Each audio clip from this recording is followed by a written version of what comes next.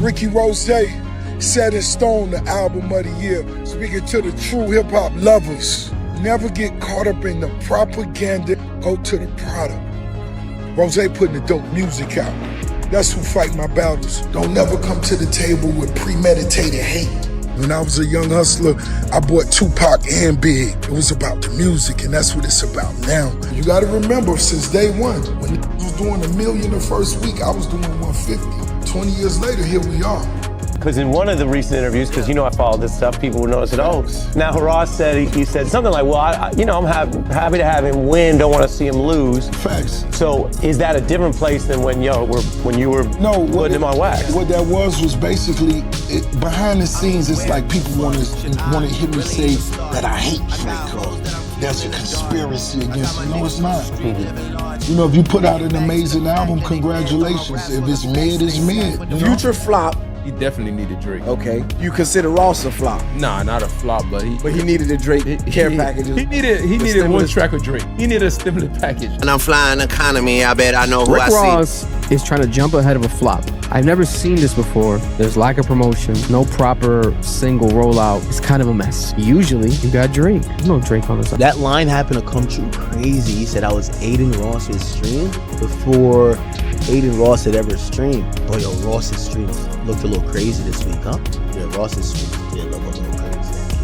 That was still.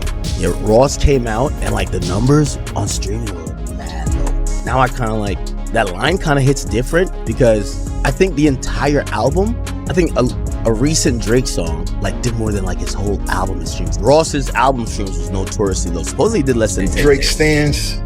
Can only imagine what that feels like. Well, I really couldn't, but damn, niggas say 3 albums are trash albums, 2 years too late. Hey man, it was fun while it lasted. You're washed. Where's Iceman? There's Iceman.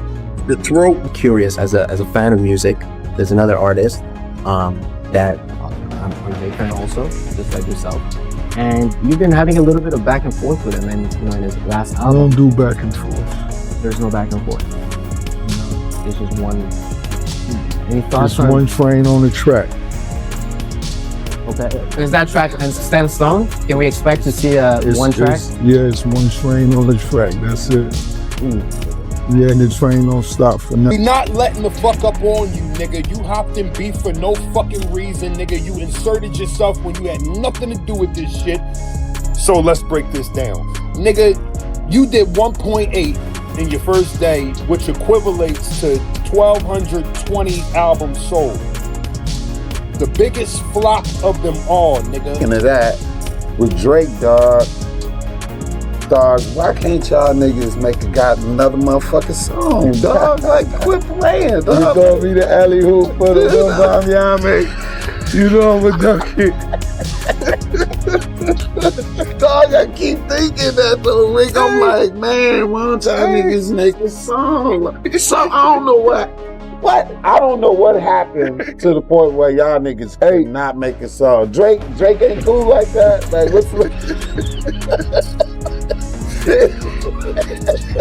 Are you putting the Drake beef to rest? Honestly, I discuss a lot of things. You know, Set in Stone is all about etching a little bit at a time. I don't understand. You're squashing the beef. So I don't know if that means barking Ricky it up. Rose is. Things took a rough turn for Rick Ross, and right now his new album is catching a massive wave of backlash across social media. A lot of fans are saying he brought this on himself with how he handled the promotion. Just last week, Ross dropped his album Set in Stone, and after nearly 3 months of nonstop podcast appearances trying to build hype, it was obvious he wanted this to be a defining moment. But instead of playing it safe like most major artists do, he leaned straight into controversy in almost every single interview, bringing up topics other rappers usually avoid, and firing shots at Drake to keep his name trending everywhere. Ross just couldn't help himself, and he dissed all his old enemies. Rick Ross finally dropped Set in Stone, but instead of making the rollout about the music, he spent half the time taking shots at his enemies. On the album, he reignites his long-running feud with 50 Cent, questions whether Drake even writes his own lyrics, and even appears to throw a surprising stray at Jay-Z. The crazy part is that fans are talking more about the disses than the album itself. After everything that's happened this year, You'd think Ross would have focused on giving people a classic project instead of reopening old beefs. Personally, I think Rick Ross is one of rap's best pens, but constantly chasing old rivals makes the music feel like an afterthought. At some point, you've got to let the bars speak louder than the beef. Do you think Rick Ross is keeping hip-hop entertaining, or is he obsessed with dissing other rappers? The plan seemed obvious. Keep the internet talking so that once the album dropped, everybody would rush to hear it. He even called the project a classic himself, which only pushed expectations higher. But once it actually released, the reaction was nothing like what he expected. All our prices is set in stone. Things are not looking good for the rapper Rick Ross, as he has just announced a recent world tour with him struggling to sell any tickets. Now, as you can see right here, this is how one of his venues are looking for a show happening in Miami, Florida, with him barely selling out any tickets and all the green dots indicating seats that haven't been purchased yet. And Rick Ross and his team look to be so desperate to the point that now they're literally offering discounts for any type of seat, with them offering a buy one get 50% off. And with this now occurring to Rick Ross, a lot of people are thinking that the reason as to why he is falling off so bad is because he has been dissing Drake nonstop. For example, in a recent interview, he literally called out Drake and said that his brand new album Iceman was horrific. Instead of the conversation staying on the music, people started questioning the album's quality almost overnight, and the mood shifted fast from promotion to disappointment. Across streaming, reviews, and social media, the reaction was largely negative, with listeners saying it just didn't live up to what was promised, no matter which number you looked at. Ross has just always been one of my favorite rappers. I've never seen someone ice rosé, but you've never seen someone ice rosé? Talk to every jeweler in Miami that has fake diamonds. Really, they do that? Damn, white boy, Kendrick done bust you in the head before y'all even finish the publishing splits. Even fans who normally couldn't care less about sales numbers had things to say about the actual songs. One of the biggest complaints was that the album felt scattered, like a random collection of guest features instead of one cohesive project. The big names weren't enough to hold it together, and a lot of listeners felt it never landed on a consistent sound. That's how you ended up with people from every corner of hip-hop, who usually disagree on everything, suddenly agreeing on this one point. Drake at your level. Oh, see, you might be, I can see it in your eyes, you might be confused with the numbers and all of the fake numbers flood the marketplace 50 something. Nothing. Remember what I told you, the streets are the streets. Ain't nothing to think about. Nothing came to mind. Blank. It's like I just saw that curl. Others started pointing out how much the style borrowed from other artists, comparing it to flows and deliveries fans felt were already done better elsewhere, and doing it without giving any real credit. The internet will likely try to make something of you being like, hey, play that joint without the Drake vocals. When I said that on stage, I let DJ Nasty call that shit out. Whatever we gonna do, DJ Nasty, you let me know. Okay, we doing Aston Martin minus the Drake vocals. I wanna do Aston Martin music minus Drake vocals. And you encourage the fans to sing. I want y'all to sing along. Without Little Man. Sing Little Man, go ahead, Drake. If you listening to this, homie, listen to me. My shine. They're the biggest in the game on speed dial. But the in the studio, Montana, like, call my Drake. Cool, call me. Before I knew him, I would love to throw in right now. That's when you had the big nose, but we ain't gonna go there.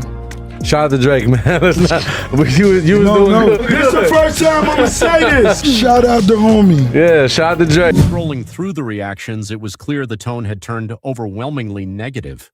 Instead of debating which tracks actually stood out, most people were focused on jokes, memes, and side-by-side comparisons, which turned the album into one of the week's biggest talking points for all the wrong reasons. And the criticism kept snowballing, with every new post pulling in more people to pile on. The line happened to come true crazy. He said I was aiding Ross's streams before Aiden Ross had ever streamed. Boy, yo, Ross's streams looked a little crazy this week, huh? Yeah, Ross's streams did look a little crazy. I can't cap this still. Yeah, Ross came out and like the numbers on streaming were mad low. Now I kind of like, that line kind of hits different because I think the entire album, a recent Drake song like did more than like his whole album streams. Ross's album streams was notoriously low. Supposedly he did less than 10 million. Whether people agreed with all the criticism or not, it was clear a big chunk of the hip-hop community had landed on the same conclusion. The rollout, the visuals, and the music were all getting hit at once, and that kind of backlash is nearly impossible to shake off. I'm letting the fuck up on you, nigga. You hopped in beef for no fucking reason, nigga. You inserted yourself when you had nothing to do with this shit. So let's break this down. Nigga, you did 1.8 in your first day, which equivalates to 1,220 albums sold. The biggest flop of them all, nigga. And of that, with Drake, dog, why can't y'all niggas make another motherfucking song, dog? Like, quit playing, dog. You throw me the alley hoop for the little bomb, yummy. You know I'm a donkey. Dog, I keep thinking that though, Rick. I'm like, man, why don't y'all niggas make a song?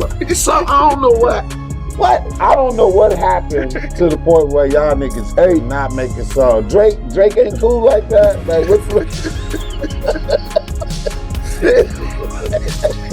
Normally, that kind of comeback line saves an artist. You point to the numbers and say the fans still showed up. But this time, Ross didn't have that backup. As the criticism kept spreading, attention shifted straight to how the album would actually perform on the charts, and the outlook wasn't good. Early reports suggested it wouldn't even crack the top 20, moving far fewer units than expected for a release with this much buildup behind it.